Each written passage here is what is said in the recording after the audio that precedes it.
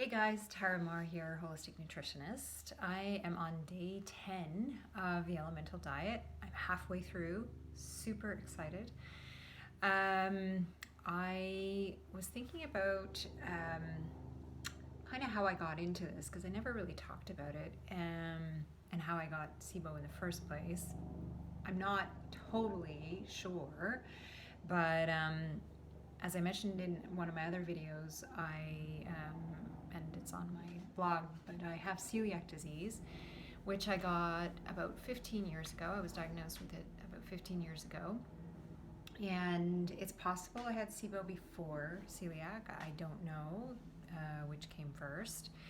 But I'm one of those celiacs who continued to experience symptoms after going on a gluten-free diet. So I went on the gluten-free diet and then I continued to have gas and bloating, abdominal pain.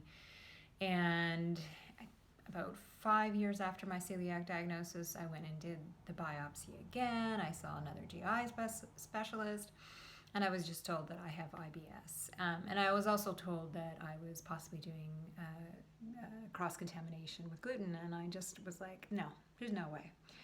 I'm really uptight about that kind of stuff, and I'm really careful about not eating gluten. I make a lot of my stuff, a lot of my food from scratch in my kitchen. There's no gluten in my kitchen, and when I do eat out, I often eat out at restaurants that specialize or cater to gluten-free diets. So I did have a period it was around 2012 though, where I was misdiagnosed with a urinary tract infection. I actually had something called uriplasma urethritis, and I went on about 6 different rounds of antibiotics, probably in the span of 3 months, like everything from Cipro to Macrobid to amoxicillin, and I just went back to back, and until I found out what it was, which took several months because I had to go see the specialist. I didn't actually take the appropriate antibiotic until it was diagnosed, and then I had to take doxycycline, which is another antibiotic, and I never did any kind of follow-up or gut repair after any of these antibiotics because I just didn't know about it back then.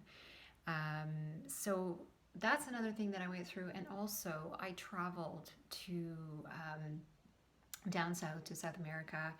At one point I came back with major gut issues. I'm pretty sure it was Giardia, but I didn't have proper treatment or proper diagnosis. And I only really started to get on the health, sort of the alternative healthcare bandwagon in around 2015 when I decided to go to nutrition school and start to take things in my own hands because I was getting so frustrated.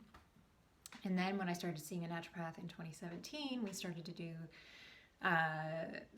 more regular stool analysis, comprehensive stool analysis. I could see I had what did I have? Initially I had Arimonis species, which is traveler's diarrhea. I don't know how long I had that for, probably quite a while. I did a protocol, got rid of that. Then I picked up Citrobacter frundi, which is, again, it's a bacteria that's in our gut, but when it takes over and overgrows, it becomes a problem. So I had to clear that up. And then I think I got a urinary tract infection, and I had to go on more antibiotics. And I know I was also dealing with candida, so I've been on multiple candida cleanses. So that I was dealing with all of that, and when I cleared up all of that and I still had symptoms, I said to my naturopath, do you think I have SIBO? And she said, maybe, let's test for it. And that's when I found out. So I feel like SIBO is often with there's so many other complications like that you may have with it, and it's such a tricky, gut issues are so tricky and so individual. Anyway, day 10, and we'll see how it goes. I'm sticking to it. I'm not falling off this wagon.